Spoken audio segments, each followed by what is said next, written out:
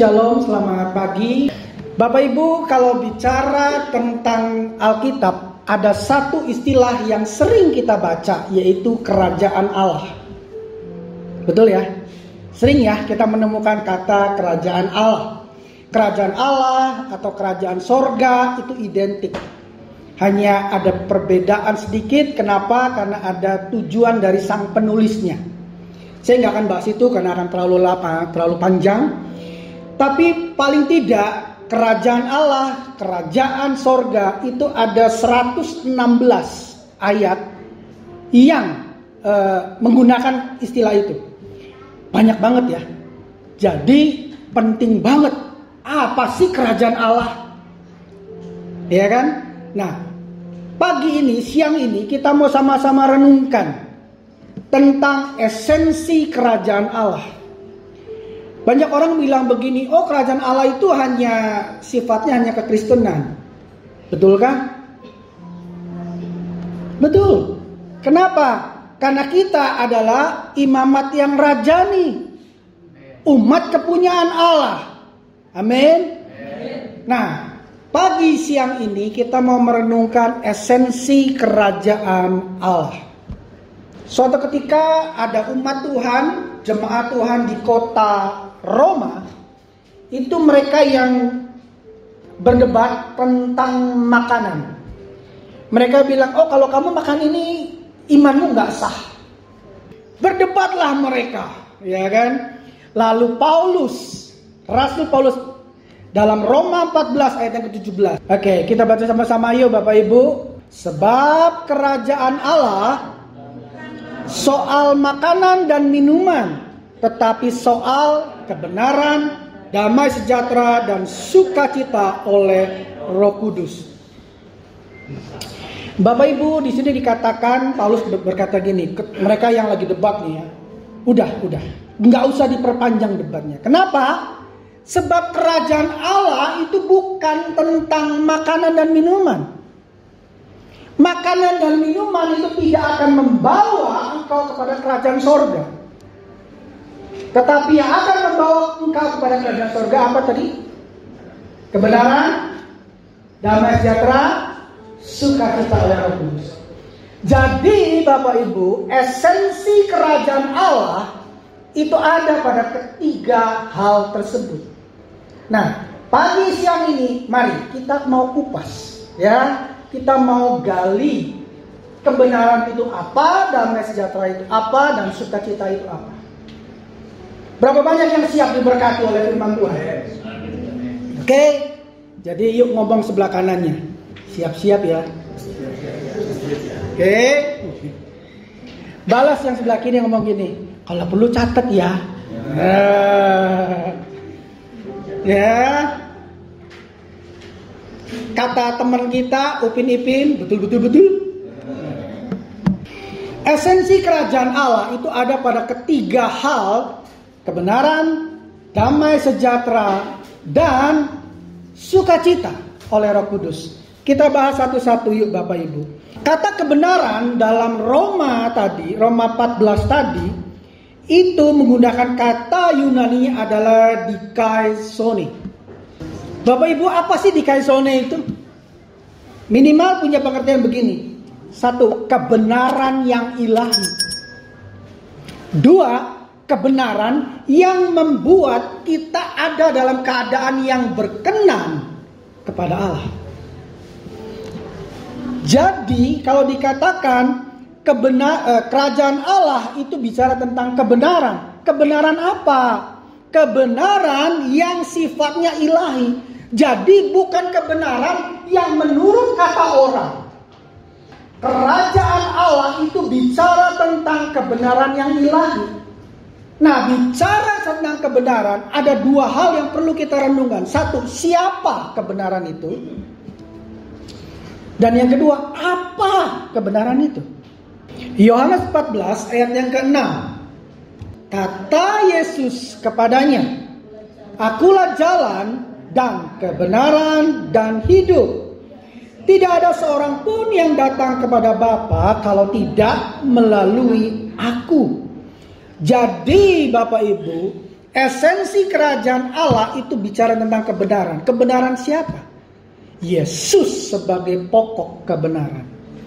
Jadi ketika kita banyak ngomong tentang kerajaan Allah, tetapi tidak pernah menyinggung Yesus sebagai pokok kebenaran, maafkan saya tegas berkata, itu bukan kebenaran, bukan kerajaan Allah yang seperti ada dalam Alkitab itu. Kenapa? Karena hari-hari ini adalah akhir zaman. Akan ada banyak nabi-nabi palsu. Akan ada banyak mesias-mesias palsu. Akan ada banyak ajaran-ajaran yang seakan-akan benar. Tetapi itu sebenarnya tidak sesuai dengan Alkitab. Bapak Ibu bisa paham apa yang saya sampaikan? Akhir zaman ini begitu luar biasa Bapak Ibu. Makanya kita harus ingat kerajaan Allah itu bicara tentang Yesus sebagai pokok kebenaran. Jadi kalau misalnya katakanlah kita dengar, sekarang kan zamannya sosmed ya. Ada TikTok lah, ada video dari WhatsApp lah, dari Facebook lah, dari Instagram, dari YouTube ya. Kalau yang kita dengar dari itu semua tidak membahas Yesus sebagai pokok kebenaran, saya harus mengatakan, jangan dengerin.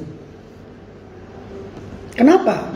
Itu bukan kerajaan Allah seperti yang ada dalam Alkitab kita. Bicara Yesus sebagai pokok kebenaran itu satu paket. Apa paketnya? Tadi Yohanes 14 berkata apa? Akulah jalan, kebenaran, dan hidup. Jadi bicara esensi kerajaan Allah yang pertama yaitu kebenaran, itu bicara tentang keselamatan di dalam Yesus. Apa yang Rasul Paulus mau sampaikan Bapak Ibu? Rasul Paulus mau sampaikan begini, udah nggak usah debat soal makanan ini boleh atau tidak boleh. Jangan ribut makanan ini, kalau kamu makan kamu bisa kehilangan iman percayamu. No, nggak usah bahas itu. Tapi bahaslah, apakah engkau sebagai pengikut Kristus betul-betul sudah terima keselamatan? Nggak usah ngomong soal makanan dan minuman, tapi bicaralah, apakah engkau sudah terima keselamatan itu? Bisa pahami Bapak Ibu?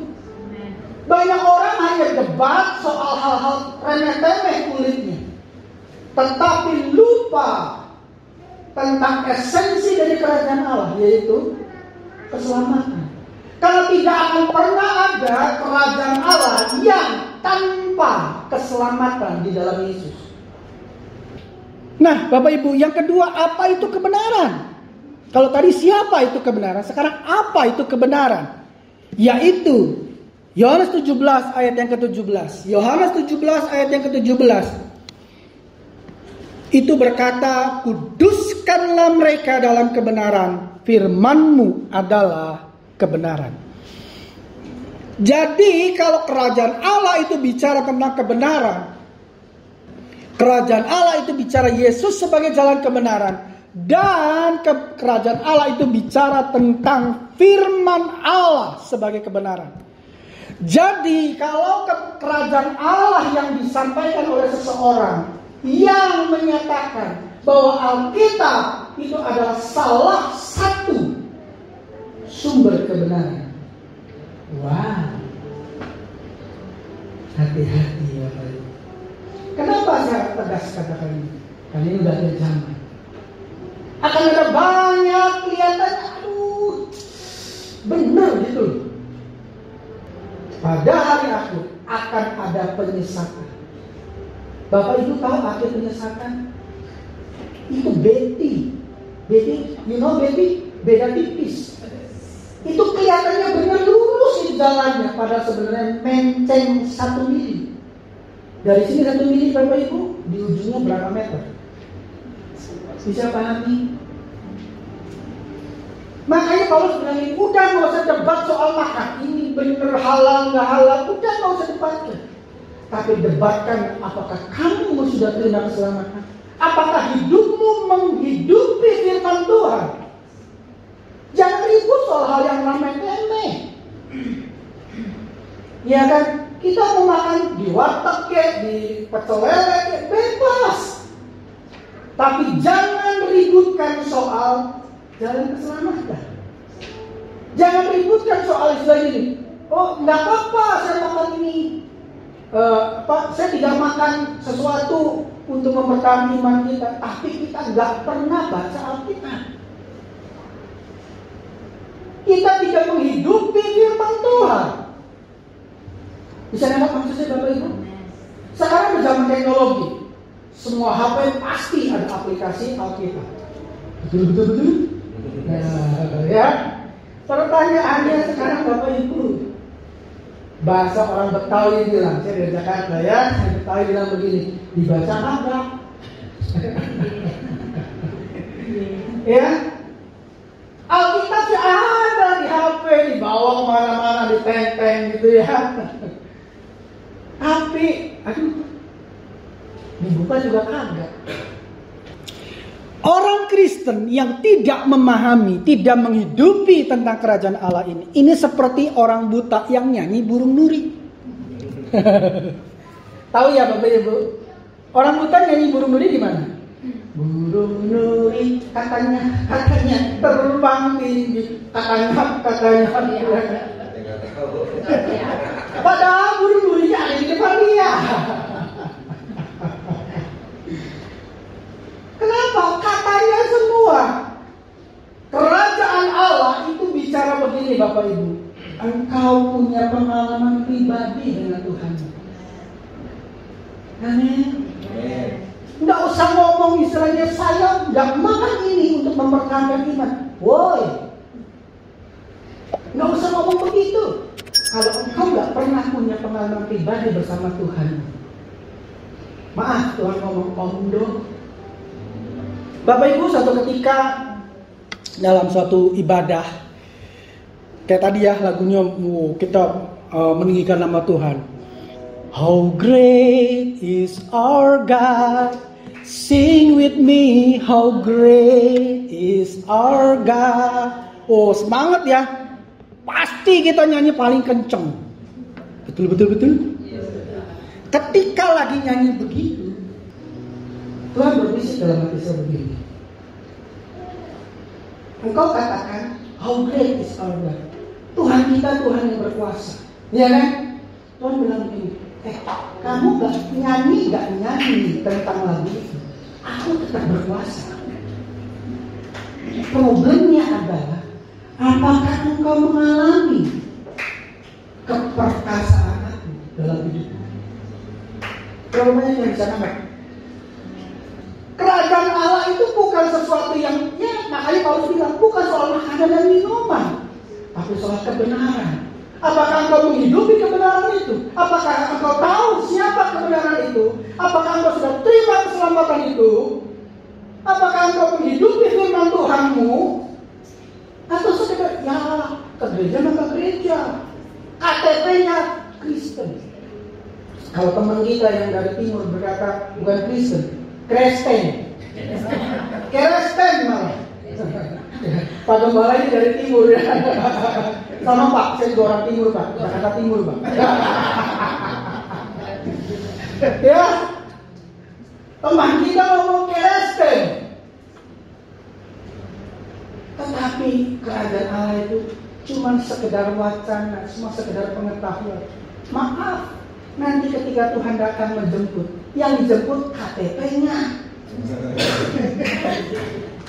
Hati-hati Bapak Ibu.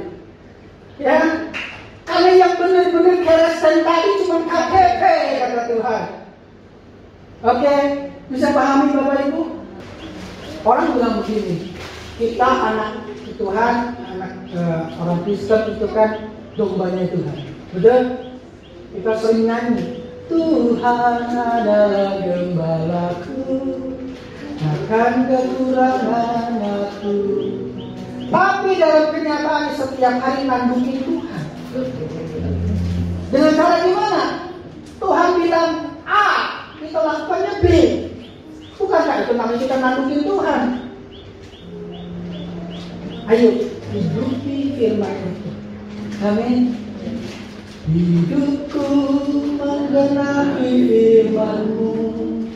Tanda mujizat sertai apa Bu? Bapak? Iya, sertai langkahku. Ketika kita menghidupi firman Tuhan, mujizat itu akan menghampiri kita.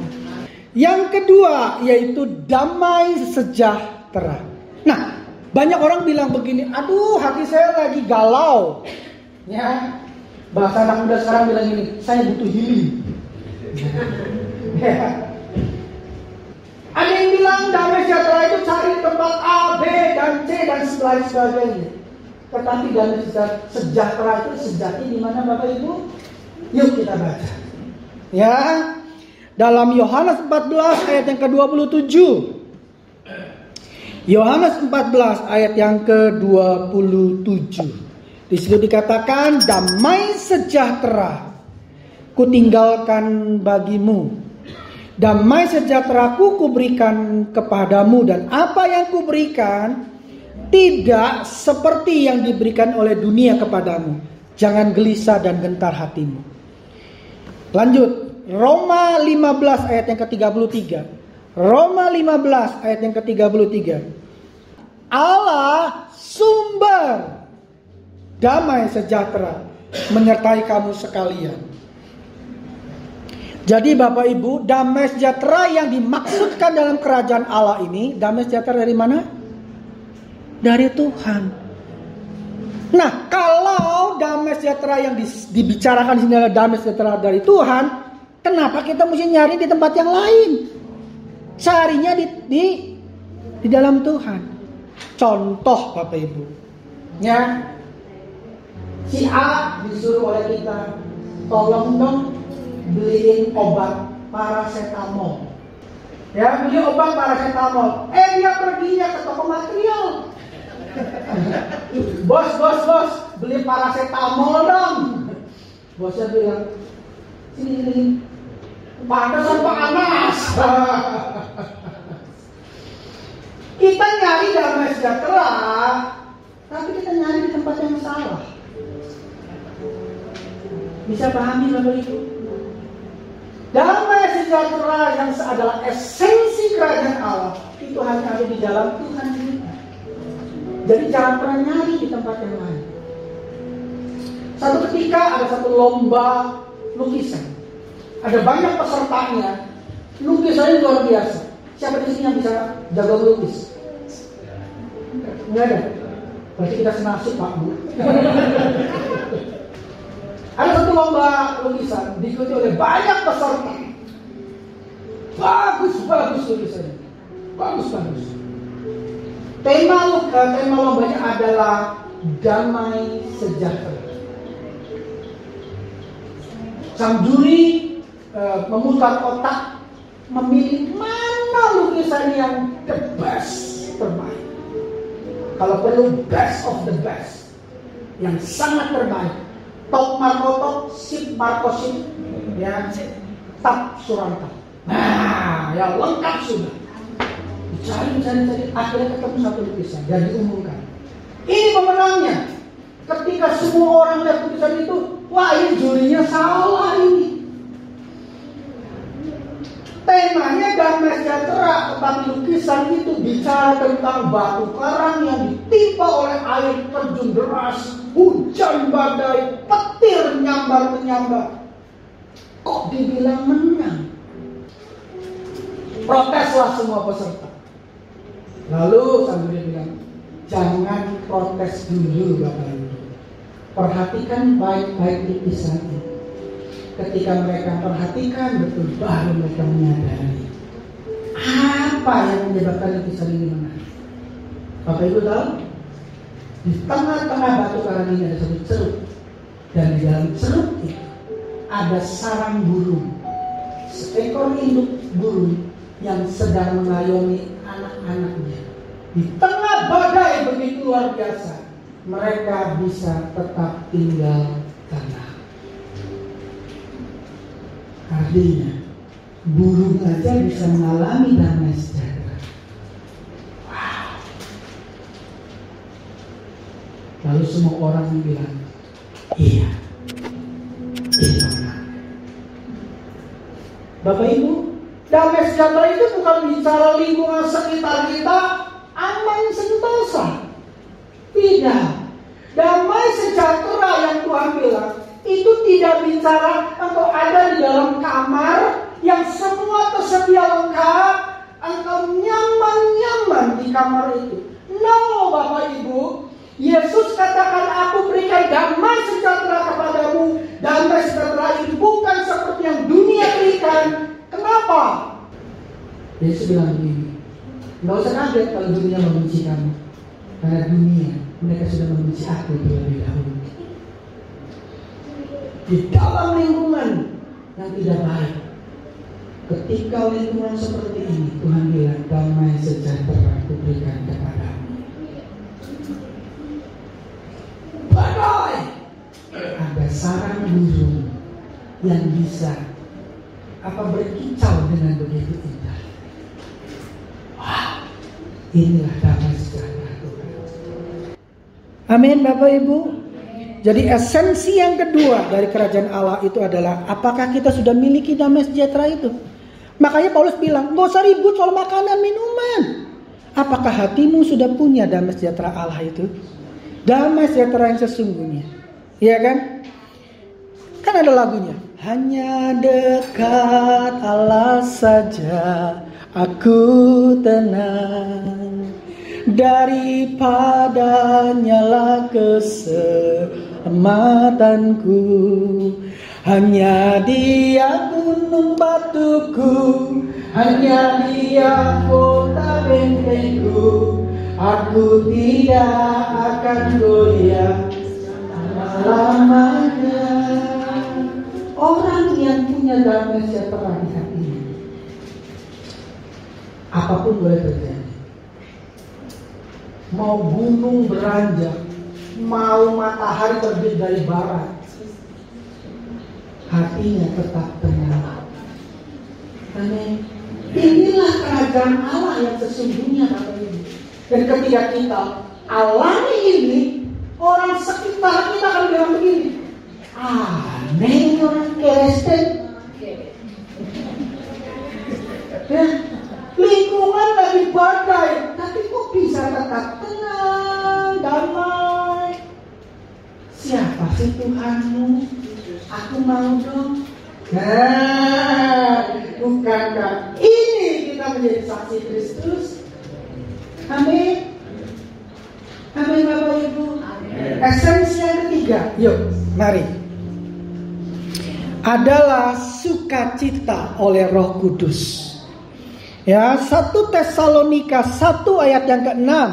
1 Tes 1 ayat 6 berbunyi demikian. Dan kamu telah menjadi penurut kami dan penurut Tuhan dalam penindasan yang berat. Perhatikan, dalam penindasan yang berat kamu telah menerima firman itu dengan sukacita yang dikerjakan oleh Roh Kudus.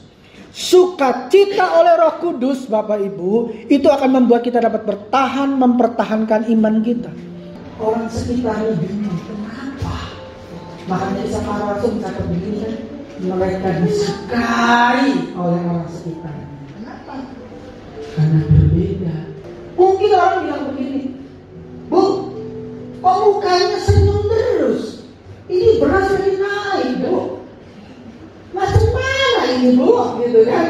Cabai naik, tapi ibu kok mukanya apel terus. You know, apel terus, sukacita terus. Semua orang bilang begini, wow, siapa sih Tuhanmu? Siapa sih Tuhanmu? Kasih tahu dong. Amin. Inilah esensi kerajaan Allah yang sesungguhnya. Yang Tuhan mau bilang begini, sudahkah engkau memiliki? Karena alami apa yang ada dalam hati. Kita menghidupi firman Tuhan, kita memiliki kebenaran, keselamatan, damai sejahtera dan sukacita oleh Roh Kudus. Amin. Jadi mari Bapak Ibu, mari.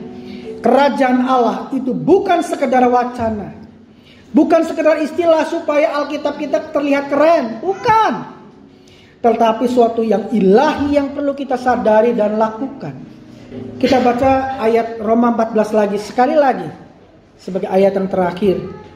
Sebab kerajaan Allah bukanlah soal makanan dan minuman, tetapi soal apa? Kebenaran, damai sejahtera, dan sukacita oleh Roh Kudus. Bapak Ibu, sudahkah kita punya esensi kerajaan Allah itu dalam kehidupan kita? Amin. Amin Bapak Ibu. Yuk mari kita angkat lagu tadi.